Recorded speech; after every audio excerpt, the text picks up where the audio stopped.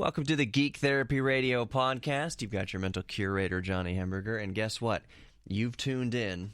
Is tuned in the right word for a podcast that's digital? You've pressed play on a podcast expecting me on this, of all days, August 18th, 2020, to regale you and gush and ooh and ah about my experience playing Microsoft Flight Simulator 2020. Well, let me tell you about my experience thus far. I haven't played it yet. Why, Johnny? You were so excited about it. I thought you were going to take a day off work and buy it, and you said don't pre-order it, but wait till the day it's out, and then you spend the money and da-da-da. I can't get it to download. I'm sitting here looking at my laptop. It's frozen. It's frozen with 80 gigs or so to go on the initial update download. It's stuck. It's stuck. It's stuck. I am so glad that I didn't pre-order. By the way, not that it really matters because I bought it today. After tax, cost me $130. I got the $120, the top tier package that you can get, $120 plus tax, about $10 extra dollars, $130, and currently, as of recording, sitting at 18:07. It's 6:07 p.m. here, Central Time. I have not been able to play Flight Simulator. I've been waiting for a long time for this game, and I've been itching to play. I knew that it would take a while to download, and last night I thought, you know what, I'm going to go up at midnight, get the game, start it downloading overnight. But then I realized I'm just going to have to go to work when I get up, so I'll set it to download while I'm at work. Well, I get to work, and I also set it to download on my laptop. I am not alone in this issue to where it gets to a certain point downloading. I don't know, not necessarily a certain point, but at one point or another, for a lot of people, it gets to downloading the first update packet, 80 gigabytes or so, 90 gigabytes or so, and it just hangs and hangs and hangs, and that's happening to me. I can't be alone. I've been texting my friend Nathan. Nathan's been on the show a couple times before. He was having similar issues, and his just decided to work all of a sudden. It downloaded the rest of it, and he's playing right now. He's just been texting me, oh, dude, I'm playing. He has a GTX 1070, I think. He's playing medium settings. He said he's getting between like 60 and 90 frames per second. And I'm just sitting here, oh, wow, that must be wonderful. Kudos to you. Great, grand, wonderful. Because I can't play it yet. So I could go on and on for the next several minutes about how I'm not playing Microsoft Flight Simulator. So, and believe me, I've got it on behind me. It's sitting there stuck on its, intro screen. I got the little blue bar, a little blue progress bar on the very bottom half of the screen. It's gone up about 1/5 of the way of the entire bar, and it's stuck. And I decided, you know what, maybe it's doing something in the background, maybe. So I'm just going to leave it there for about an hour and see what happens. Maybe it's downloading something in the background, maybe, and I just can't see it. Who knows? It's glitchy. It's glitchy. The download part, at least right now, is very glitchy. So I could spend the next several minutes complaining about my download issues. Maybe I can't speak for what's going to happen when I get home. I'm going to get home and I'm going to try to start downloading it on my, the Ryzen 9 3900X PC with the GTX 980. It's a card a few years old. I can start downloading it on there, and I will, and I'll see if I have better luck there. I'll see maybe if the laptop in the next little while picks up the download. I don't know. I could spend the next several minutes complaining about how I'm not playing Microsoft Flight Simulator. I was scrolling through Twitter, and I saw that Clint at Lazy Game Reviews, friend of the show, was having an issue with his Flight Simulator also. Although he's been playing Flight Simulator a little longer, he had the beta access pass and he's been playing it. But he ran into some issue today, which means that he's back to playing Flight Simulator 4.0 on an old DOS machine. I think he made a blurb in the meantime, an impromptu blurb video, because his Flight Simulator 2020 had glitches. This is the reason why I say don't pre-order things. but I want to speak to the point of I don't think this necessarily has anything to do with the game itself being broken, because here's why I say that. There are a lot of people out there. Go to YouTube right now. It's just flooded with videos, and I guarantee you Twitch is the same way. I haven't actually checked Twitch today, but I guarantee you it's flooded, absolutely flooded with Flight Simulator 2020 footage and live streams and game streams and in content being uploaded to YouTube and all over the place. So obviously people, perhaps most people, are playing Flight Simulator 2020 by now, but I'm not. So I want to comment on why I think, because I don't know, it's all speculation right now. As of recording this podcast, I have scoured Google and I can't find any information speaking to the problems that I've had, that my friend has, that Nathan had, that Clint had, that some other people around the world, or at least the United States that I know of in my own regional neighborhood, are having downloading Microsoft Flight Simulator 2020. The reason why I think that is, because again, couldn't find any information on it. I can only speculate here, and I want to know your opinion. You don't necessarily have to email me your opinion or tweet your opinion at me, but I just want to pick your brain for a little bit. Do you think that it's possible over the next few days, maybe a couple weeks, after all the dust has settled, after the launch of the very hyped, very highly anticipated launch of Microsoft Flight Simulator 20, do you think it's possible that after all the dust settles in a few days, few weeks, that it turns out that this has been the most in-demand / demanding game in the history of gaming? And I don't necessarily mean by graphical horsepower. It's no stretch to, I don't know where I saw this, but it said something like, the person said, Microsoft Flight Simulator 2020, there isn't graphical hardware, there isn't a machine that exists in the world yet today, consumer at least based machine, that can push Flight Simulator 2020 to its absolute limits. That we are years away from having graphics cards and CPUs capable of pushing Flight Simulator 2020 to its absolute limits. And perhaps what he meant by absolute limits would be 4K 60 frames per second, maximum settings, absolute maximum settings, 4K 60 frames a second, or maybe he meant 4K 120. I don't know what he meant, but the sentiment is true. You need beefy hardware that may or may not even exist yet, that likely doesn't exist yet, to push Microsoft Flight Simulator at maximum settings at 4K at 60 frames per second. Perhaps there is some really, really, really high-end hardware that can do it, but somebody cruising along with an RTX 2080 Ti can't even push it at 4K 60 frames.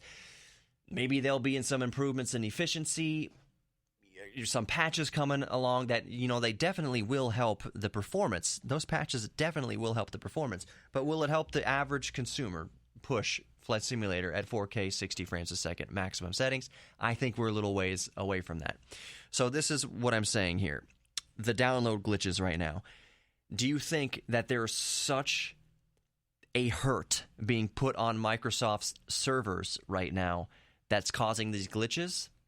That there's such high demand that even mighty Microsoft their servers can't keep up with the demand? Or at least there's enough demand to cause it to glitch out, and a lot of users like me have problems downloading. I would absolutely believe that. And that it's, depending on how you look at it, a good problem for Microsoft to have. That there's so much demand for this game that it's actually causing their servers to glitch out, and a lot of users, enough users to matter, to have problems downloading the game. Because that's what it seems like to me. The way that I've seen the progress on the update downloading, it gets stuck on this file, and I'm not sure it's the same file for everybody, but it gets stuck somewhere, meaning that maybe at that exact moment there's thousands of people or hundreds of thousands of people, maybe hundreds of thousands of people, millions of people, 2 million people, maybe, trying to access that file at the same time, and it just the law of averages, there's too many people trying to access that file.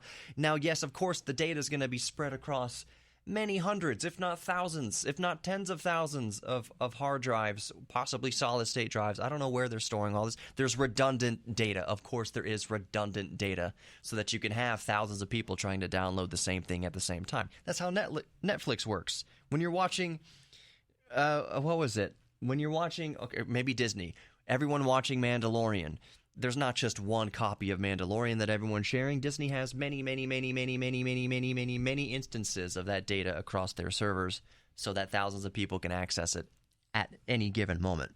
I think on Microsoft's side, with Flight Simulator 2020, with how hyped this is, there's a strain on the servers, and I think that's what's happening. So do you think in the next few days, few weeks, it's going to turn out that this has been the most highly anticipated and most demanded game in the history of video games? According to Microsoft's own spec sheet, the download takes about 150 gigabytes. 150 gigabytes is a huge, massive game, but it's not the hugest game. What, Call of Duty or something like that. There's a game that came out recently that's, I believe it's over 200 gigabytes. So 150 gigabytes is huge for a game, obviously, for the local part of Flight Simulator 2020. As you know, the Azure cloud populates the rest of the world. There's like 2 petabytes of scenery data on Microsoft's Azure servers. So the local files, 150 gigabytes, that is big. But it's not the biggest. Still, I think it's enough to put a huge strain on Microsoft servers. I don't even know off the top of my head, what the most in-demand game has ever been. You could think of maybe Gran Turismo 5, where a lot of people are downloading Gran Turismo 5. Gran Turismo 5 came out for the PlayStation 3. I don't even remember if you could go to the Sony store and download Gran Turismo 5 to your PlayStation 3. I don't recall. Maybe you can, maybe you can't. I forget. I've called a number of things, called it on Geek Therapy Radio in the past few years. One thing, not to get it's not conspiracy, it's not tinfoil hat, but when I first started the show, in the extra terrible first episodes of Geek Therapy Radio, from time to time, I have reminded my listeners before 2020 that I was calling 2020 to be the most pivotal year in the last century, in the last few generations, that so much is going to change.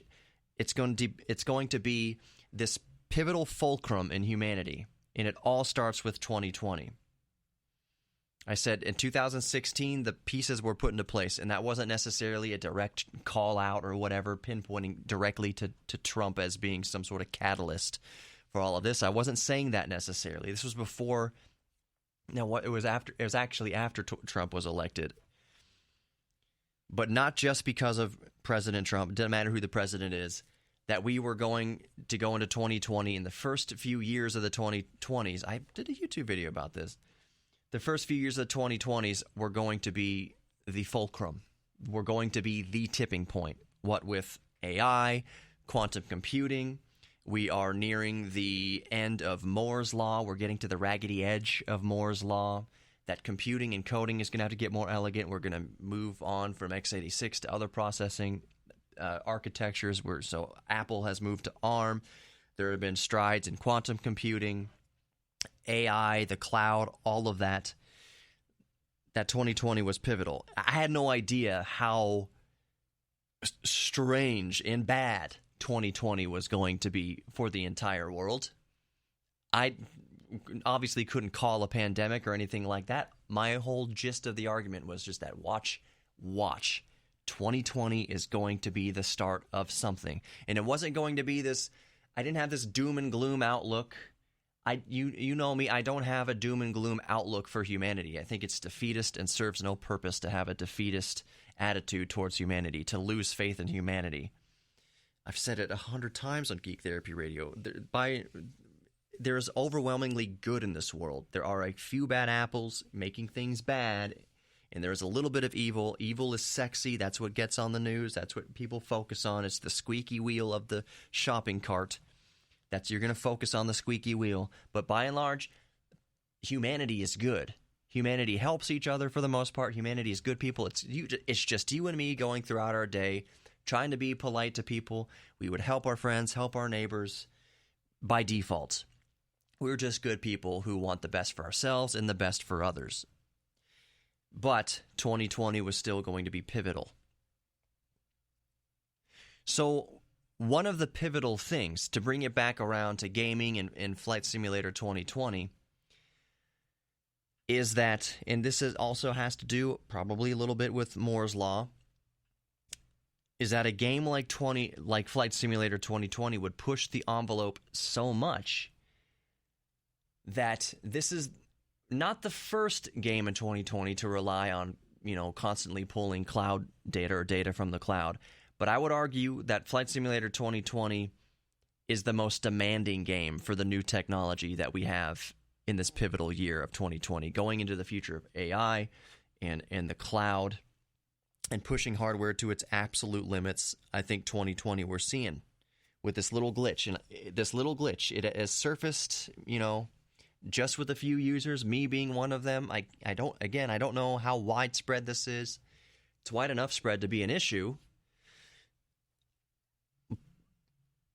But this is the result of pushing the envelope.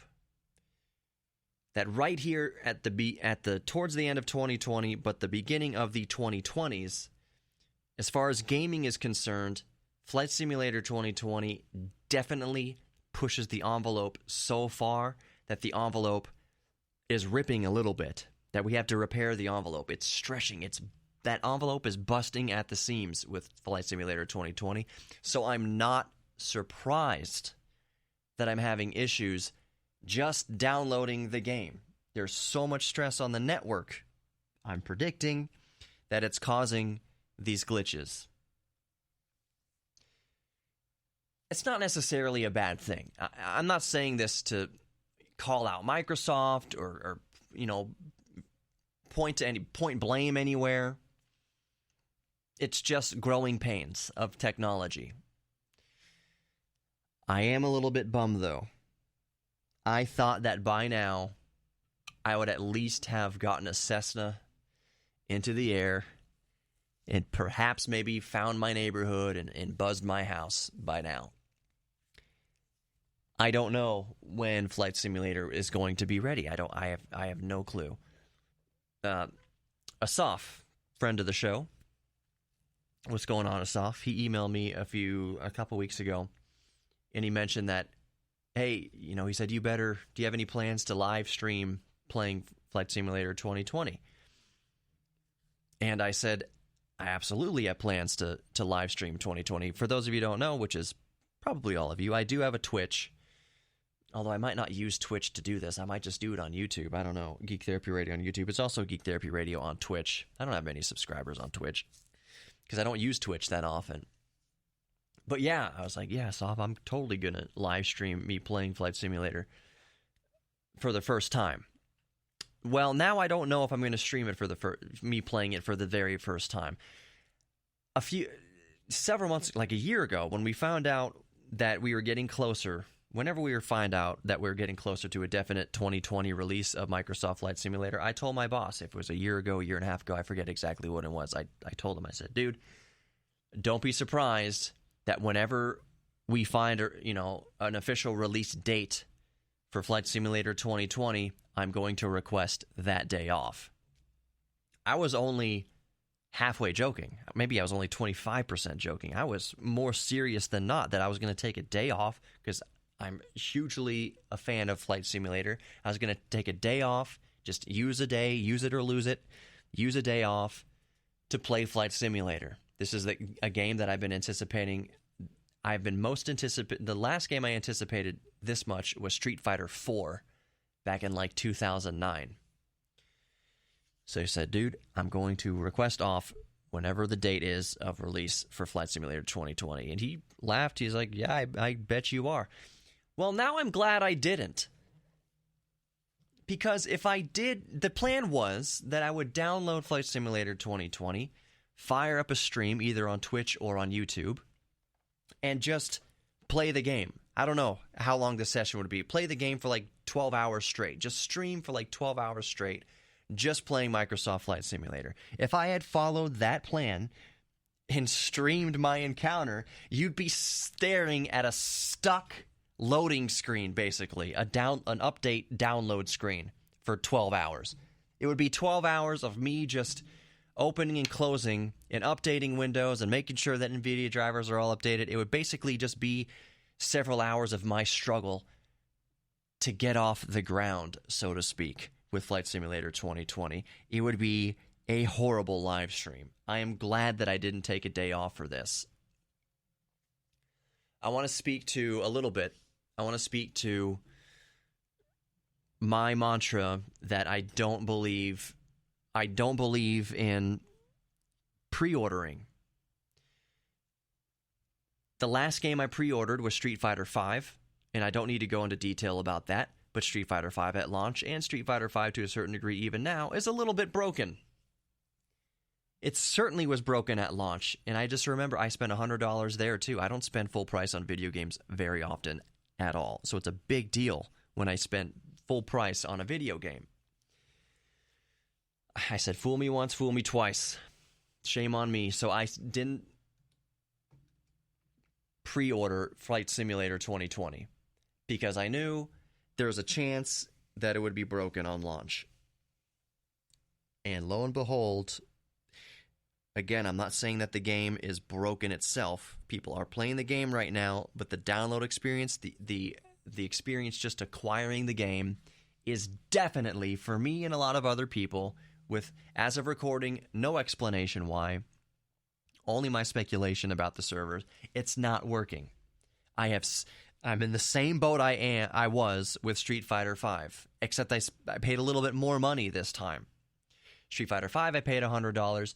With Flight Simulator 2020, I paid $130 after tax, and I'm in the same boat that I was back in 2015 or whenever Street Fighter V released. We are well into the day. We are closer to the close of the day on launch day, and I still have not played the game.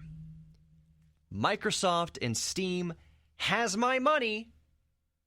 They've had it for several hours now, and I am still not playing the game.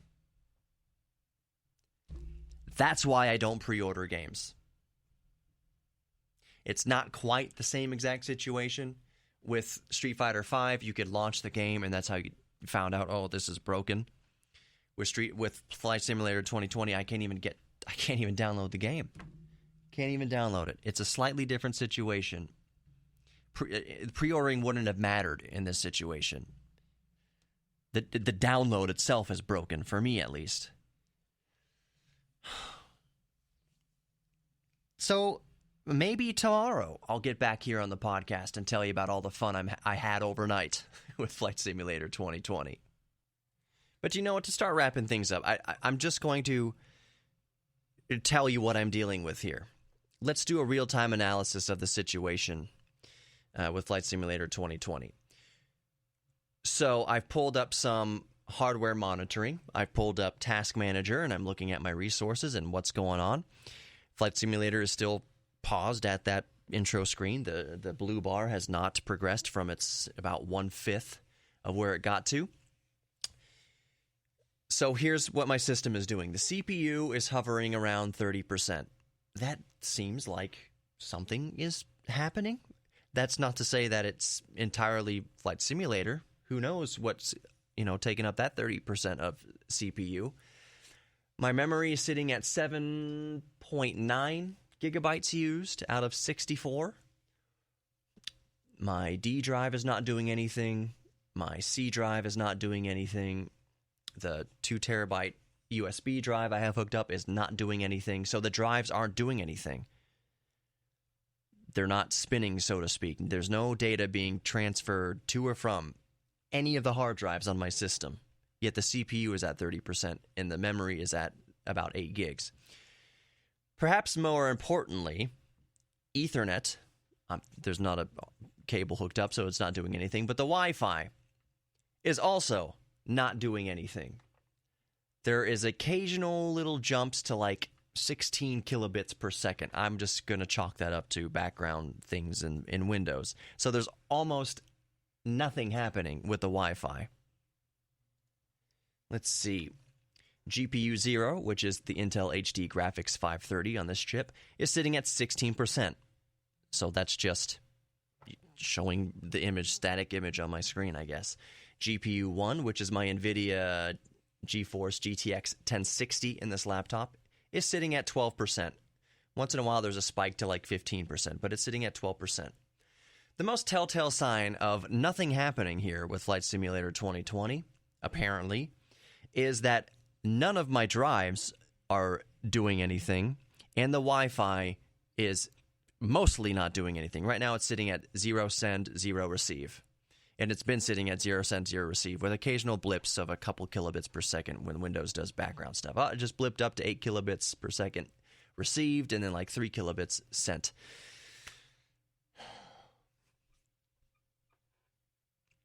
I don't know where to go with this. I'm frustrated.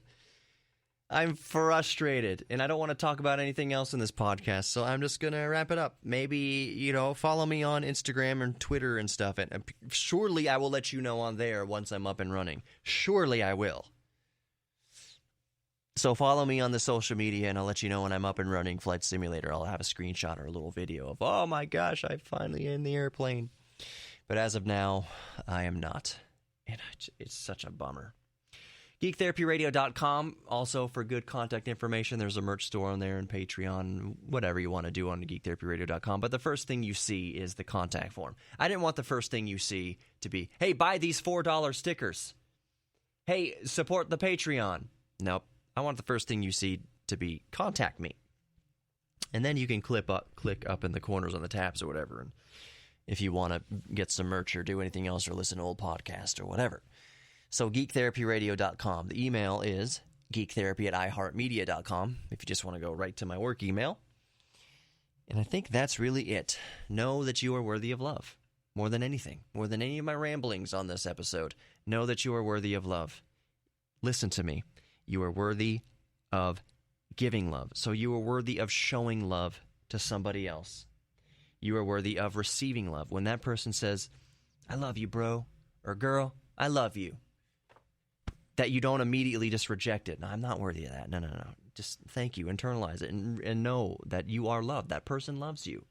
So you're worthy of telling somebody that you love them. You're worthy of receiving love as well.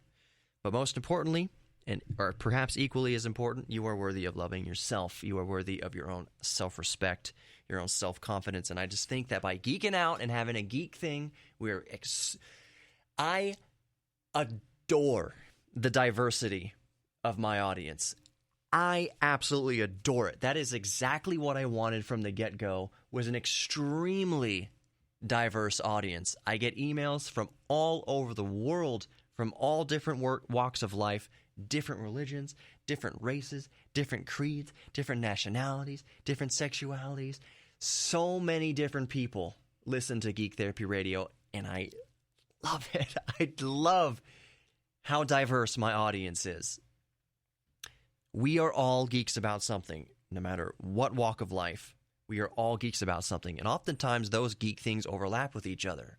You realize we're not really that different because we both like Star Wars, or we both like baking, or we both like collecting iPods, or we both like old cars, or we both like Star Trek and fandom and gaming computers and gaming PCs and Flight Simulator 2020. That really, at the end of the day, the differences just make us beautiful, make us really cool, make it colorful and non-boring, but that doesn't mean differences in what we love. We love our family. We love our friends. We love our geek things and our hobbies. We all share that. So you are worthy of love, giving and receiving love, including yourself, your self-confidence, your self-respect, loving yourself. Thank you so much for listening. I don't know why I'm thinking about this on the way out. I busted out my old NVIDIA Shield Portable to see if I could play any modern games on there. Some people have been asking. Sorry, random geek thought. Maybe I'll let you know what's going on with the Shield Portable in a later episode. I don't think it's going to run many modern games. It's a little long in the tooth now. Anyways, thanks for listening to Geek Therapy Radio. You've been great. I'll let you know what's going on with Flight Simulator on social media, and I'll also let you know what's going on with it tomorrow. I'll keep you updated. Oh, gosh. I'm just going to end it here. Thanks for listening. Take care. I love you all. Good night.